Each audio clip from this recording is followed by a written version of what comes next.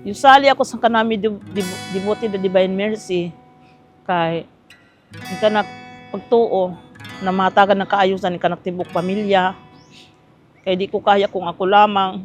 Ang nanay ko po ay debotong Katoliko, parati po siya talagang napupunta ng simbahan. Ay kalib din po siya sa Divine Mercy.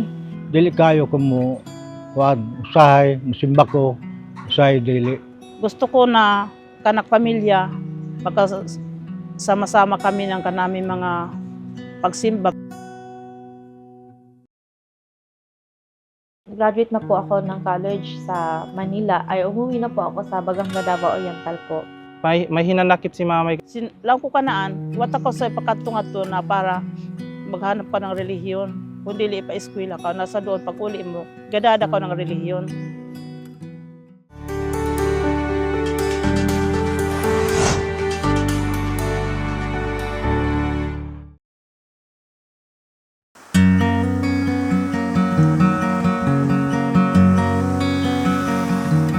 Kami po ay pinalaking relihiyoso po sa Katoliko kasi ang nanay ko po ay debotong Katoliko.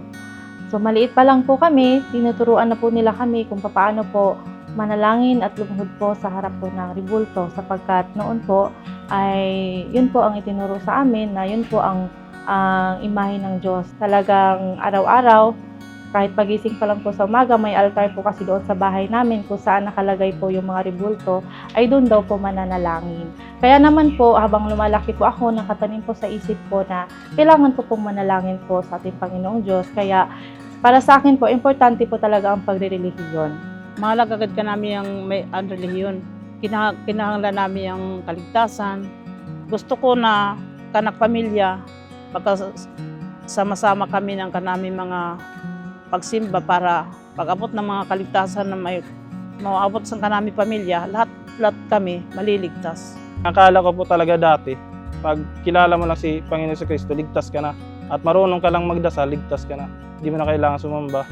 Magkasala ka lang, magdasal ka din, okay na. Parang ganun lang.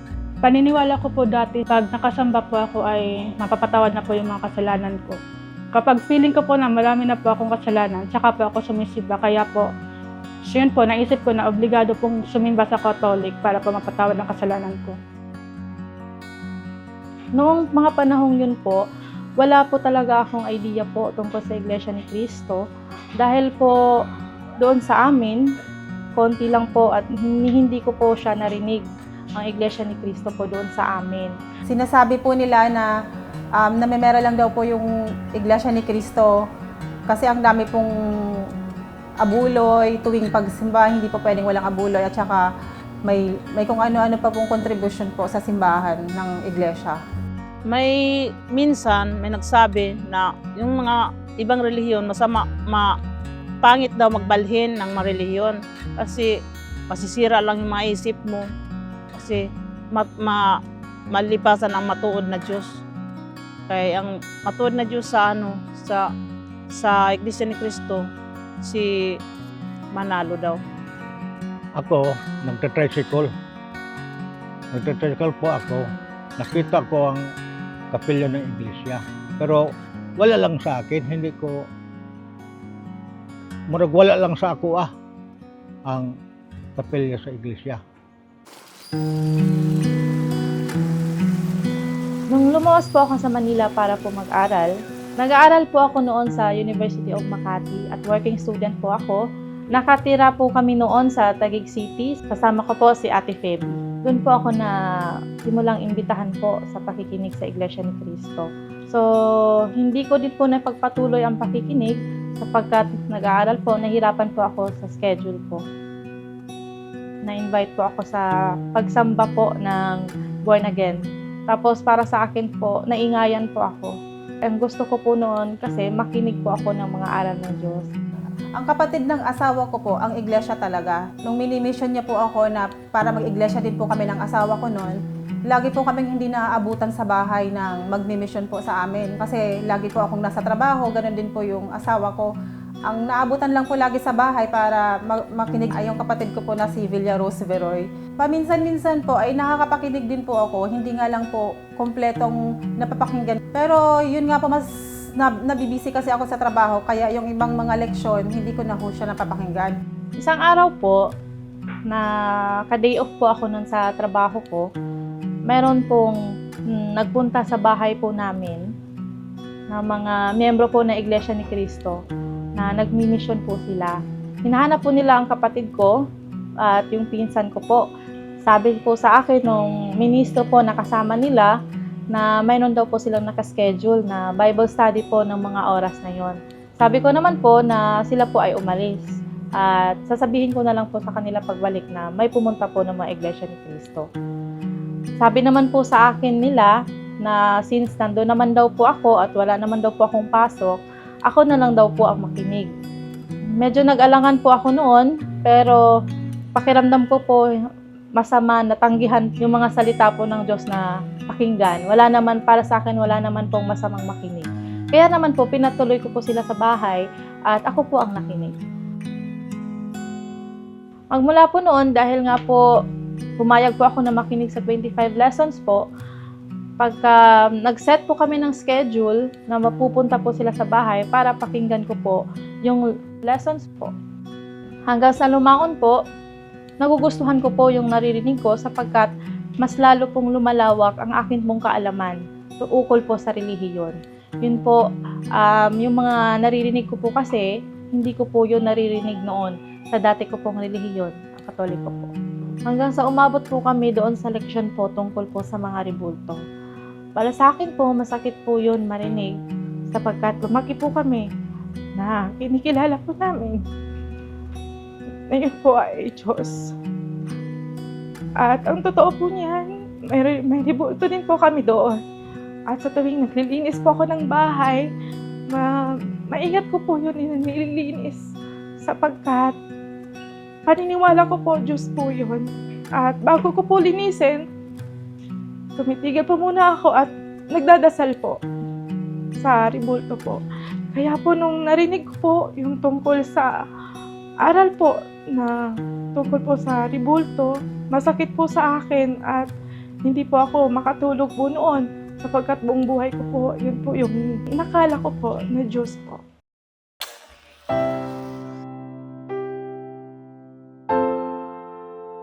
Yung sali ako sa kanami devoted na Divine Mercy, kay yung kanak pagtuo na matagan ng kaayusan ng kanak tibok pamilya, kaya di ko kaya kung ako lamang.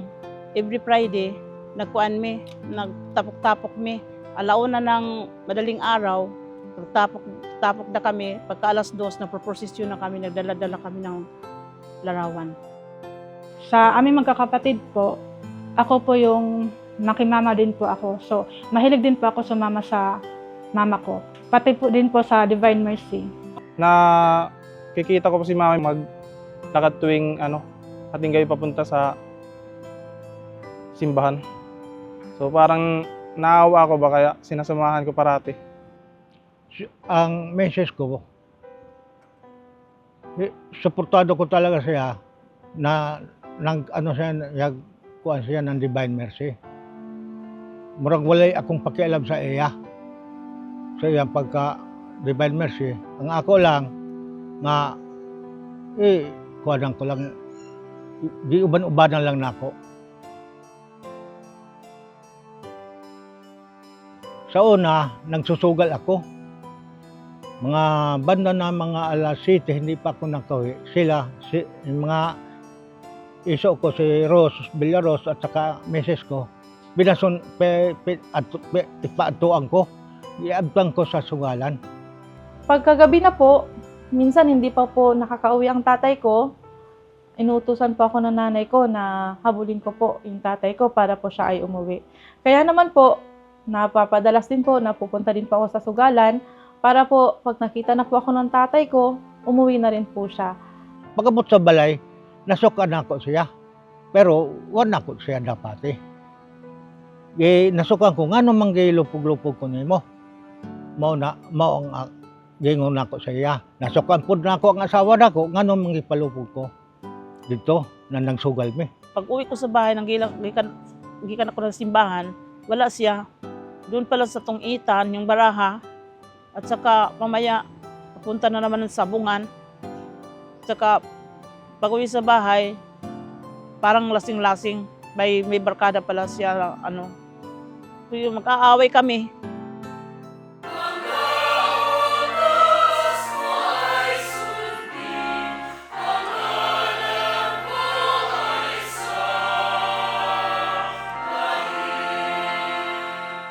Noong unang pagsamba po, na isinama po ako nung pamilya na nag-invite po sa akin, napansin ko po na napakaayos po nila. Lahat po ng mga babae po ay nakapalda, nakadress po, at ang mga lalaki naman po ay nakagayak din po ng maayos na kasuotan.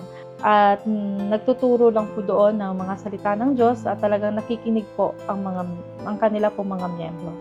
Pagkatapos po ng pagsamba, pakiramdam ko po, masaya po ako sapagkat ang pakiramdam ko ang dami ko pong natutunan. Sa buong panahon po ng pagsamba, wala po kasing iba silang ginagawa doon kundi magturo po ng mga salita ng Diyos na ang lahat naman po ay pinabasa po nila mula sa Biblia. Kaya naman po, paglabas ko po, pakiramdam ko po may baon po ako ng mga salita ng Diyos po. Pagkatapos po, nung nagpatuloy po ako sa pakikinig, napakinggan ko po yung kabuuan na doktrina ng Iglesia ni Cristo po. Doon ko po napatunayan na ang dami ko pa po palang hindi nalalaman ukol po sa relihiyon. At gayon din po, ang dami ko din pong nakagisnan na mga paniniwala na hindi na naman po nakabatay sa Biblia po. Kaya naman, nung narinig ko po ang buong doktrina, mga aral po ng Iglesia ni Cristo, nagdesisyon po ako na ako po ay aanib na po sa Iglesia ni Cristo po.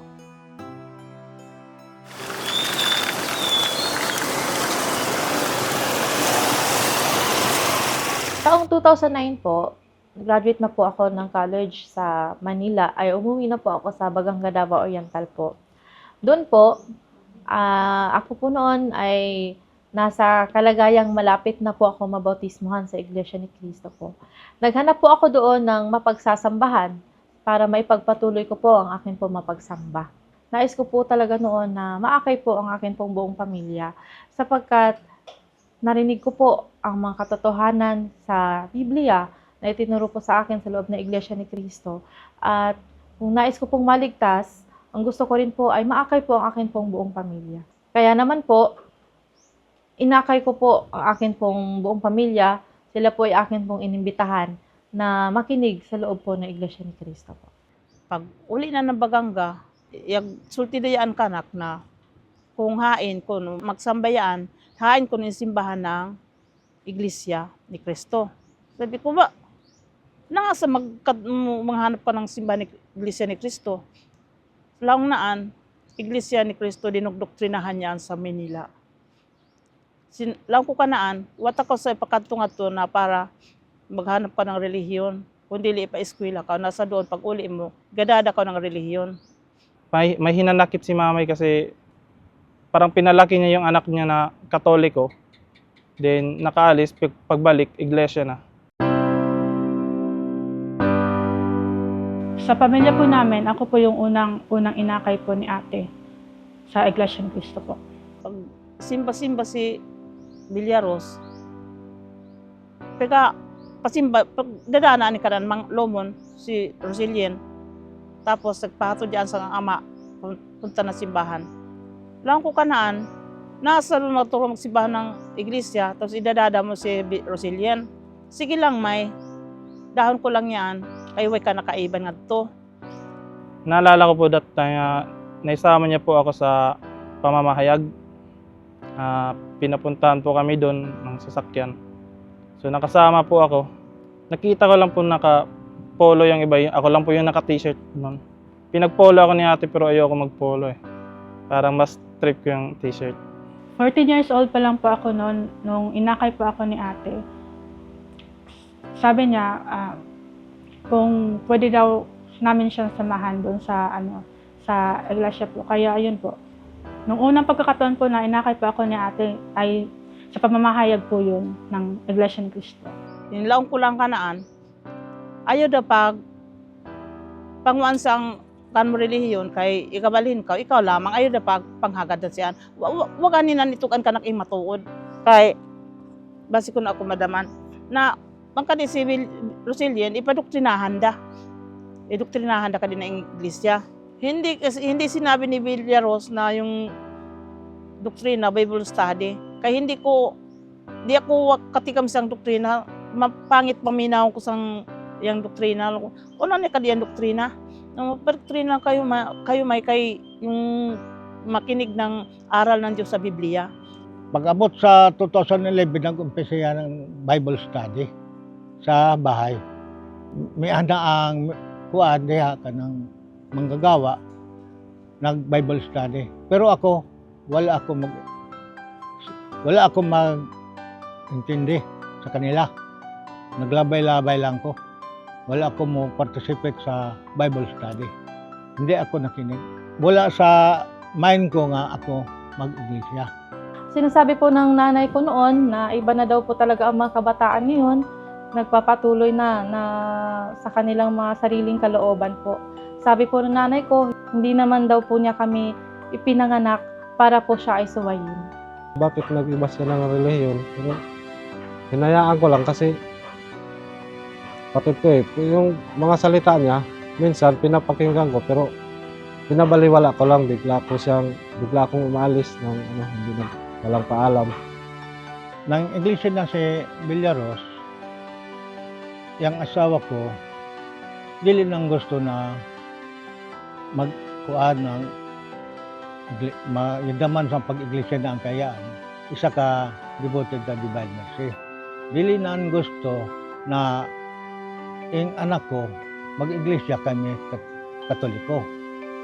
Amo kuan asawa ko, agbadaman kang Villaros. Mayroon pong grupo ang nanay ko po sa Divine Mercy. Lumarating po ang pagkakataon na dinadalaw po siya nung birthday po niya. Yung grupo niya po ay nagmanyanita, pinuntahan po siya sa amin pong bahay. At yun po, pinakausap niya po kami, pinapayuhan sa kanya po mga kasama. Pero yun nga po, hindi lang po namin masyadong ine-entertain. Kasi po, noong mga panahon yun, alam po namin na hindi niya po kami kaagad po maiintindihan. Badaman ako, na dili pwede ako mayo, danihon sa kami relihiyon, kay kamo anak na kamo lamang. Kung sang kahoy palaong ko, ako yung gamot da, kamo sang nga lamang kamo. Tapos hindi ako pwede may kuano, kayo gamot da ako. Nasa Manila pa lang po yung kapatid ko na si Villaros ay may nag-aakay na din po sa akin na mga kaibigan ko din po sa Iglesia ni Cristo. Pero hindi po ako sumama sa kanila kasi sobrang stricto po ng parents ko, hindi pa ako gaano pinapalabas. So, nung dumating na po yung kapatid ko galing po Manila, so ayun po. So, may dahilan na po sila para pahintulutan akong lumabas kasi kasama ko din po yung kapatid ko. Nung unang pagsama ko po sa kapatid ko sa pamamahayag, ay hindi pa po gaanong galit si mama sa akin noon kasi naisip po ni mama na hindi po ako aanib talaga sa Iglesia ni Cristo. So, nung magtuloy-tuloy na po, unti-unti na pong nagalit si mama sa amin. Ang naging sitwasyon po ng pamilya namin sa pagrelihiyon noon ay kanya-kanya po kami kasi kami po ni ate ay sumasamba po sa iglesia. Yung mama ko din po ay devoted din po sa Katoliko. Sila papa at saka yung dalawang kong kapatid na lalaki ay hindi po sila gaano aktibo sa relihiyon po. Sinasama ako ni ate sa sa kapilya ng Iglesia ni Cristo. Si mamay naman parang sinasama din ako sa sa simbahan din ng Katoliko. So, napapaisip ako dati kung saan ba ako sasama sa kanila. Watak-watak talaga kay na iglesia na kami Katoliko.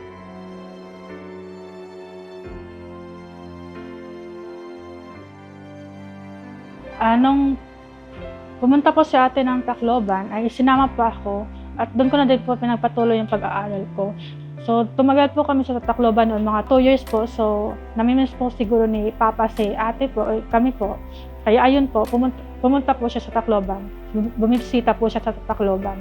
Nang adto ako sa Tacloban, pagsimba ni Villaros sa iglesia, di paubang ko. Antod, pila to ka kuan kada pag-adto, si uban-uban ko sa iya sa simbahan sa iglesia. Moto nakakuan ko na mayo di ay ang maayo di aning iglesia. Tapos ang ministro magkuan sa Biblia, magkuan siya, may basa niya, may di pa kuan nungka sa Katoliko.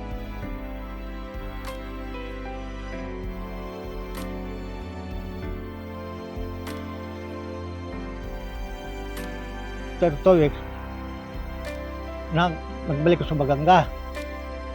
Karon, giingnan ako ang akong asawa, dili pa siya iglesia, wala pa. Giingnan ako ang akong asawa nga magsimba ta sa iglesia. Karon nasuko ang akong asawa, hasta dapod ka mag-iglesia na pod. May binabarugan kong relihiyon na ayaw ko talagang palitan.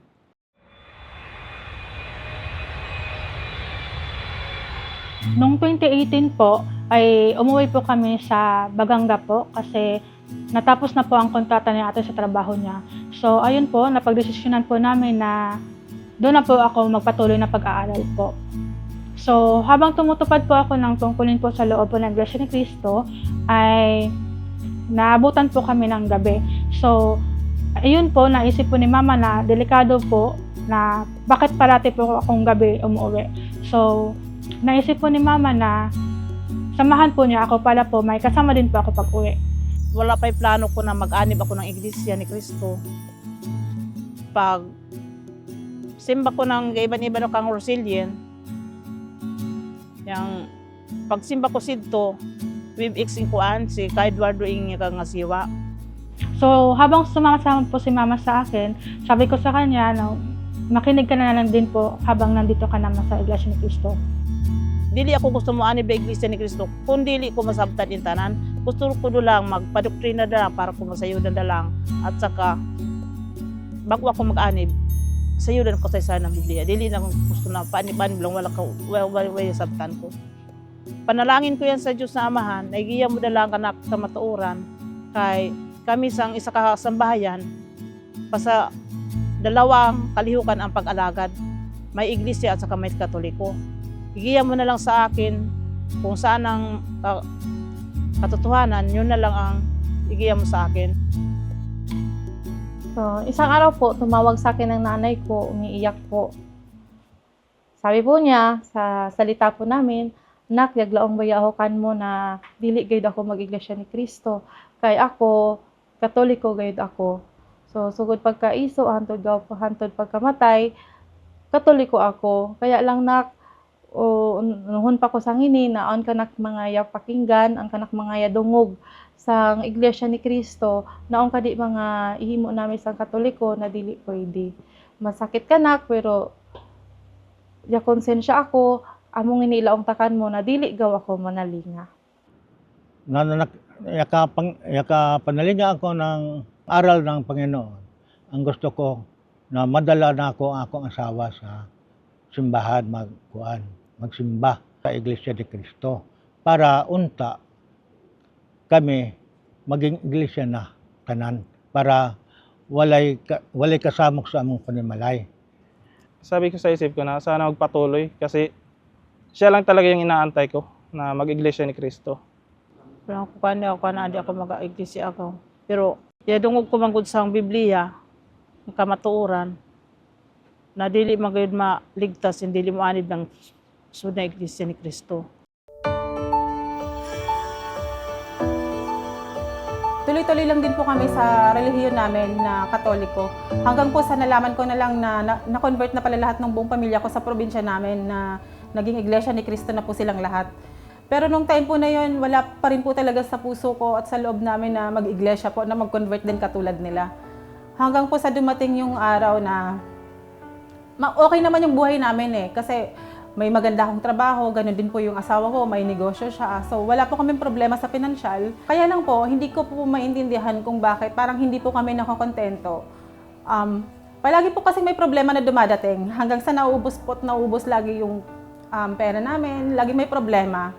Pero lagi ako nagsasabi sa kapatid ko, si Villaros kasi yung lagi kong nakakausap sa pamilya namin. Siya yung lagi kong nahihinga ng advice. Nag-open up po siya sa akin at sabi niya po, bakit daw po ganun yung buhay niya. nakakaahon naman daw po sila, subalit sa tuwing sila po ay nakakaahon, mayroon naman daw pong mabigat na problema na dumarating sa kanilang pamilya at parang nawawala din po, nauwi din po sa wala ang lahat. Sinabi ko po sa kanya na marahil ito ay paalala po sa kanya ng Panginoong Diyos sapagkat nakapakinig na po siya noon at hindi po siya nagpatuloy.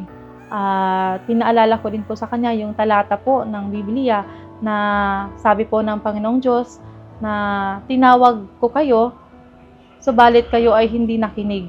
At darating ang panahon, kayo ay tatawag sa akin at ako naman ay hindi makikinig.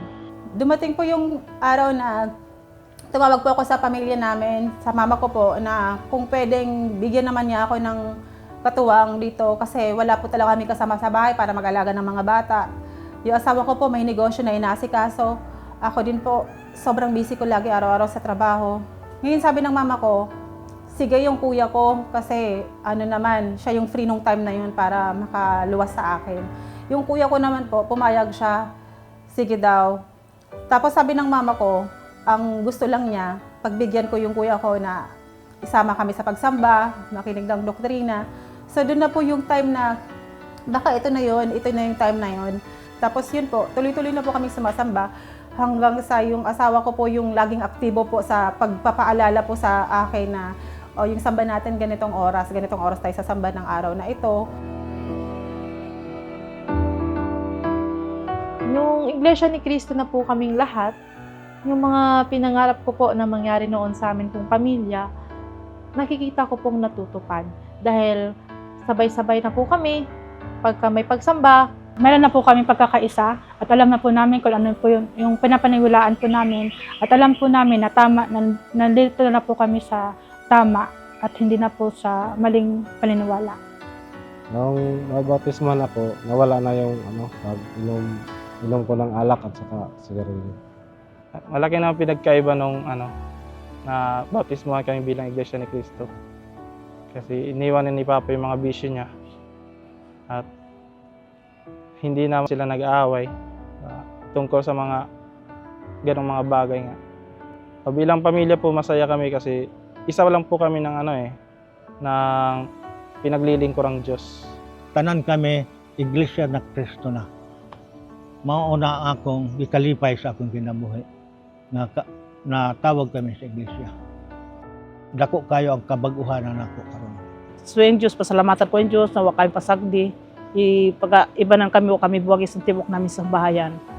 Bisa naman mga kahirapan pero malagpasan namin yung tanan mga problema. Salamat sa Diyos na ako yung kaanib ng Iglesia ni Cristo. Ang pagkakaiba po kasi nung nasa Katoliko po ako at ngayong nasa Iglesia ni Cristo na kami, sa mga problema na binibigay, meron at meron pa rin po, hindi nawawala. Pero lagi pong may solusyon agad. At higit sa lahat po, yung pakiramdam na hindi ako iniiwan, na parang palagi akong may katuwang. Tapos po, naging mas kontento po sa buhay. Kasi sa ngayon po, hindi na mahalaga sa amin kung may negosyo o wala, kung malaki yung pera na naipapasok or maliit lang. Ang importante po, yung malusog po yung mga bata, yung buong pamilya, at higit sa lahat po, yung lagi po kami nakakasamba. para sa akin po, may tuturing ko po na pinakamahalagang nagawa ko po sa aking pamilya, lalo na sa mga magulang ko, ay yung naakay ko po sila sa loob po ng Iglesia ni Cristo po. Sapagkat ang mga kayamanan po sa mundong ito po ay lilipas, mawawala. Subalit po, ang inaasahan po namin ay ang pagtanggap po sa buhay na walang hanggan pagdating po sa araw ng paghuhukom. At hindi po mapapantayan ang kaligtasan at ang buhay na walang hanggan na hindi naman po makakamtan kung wala po sa loob ng Iglesia ni Cristo.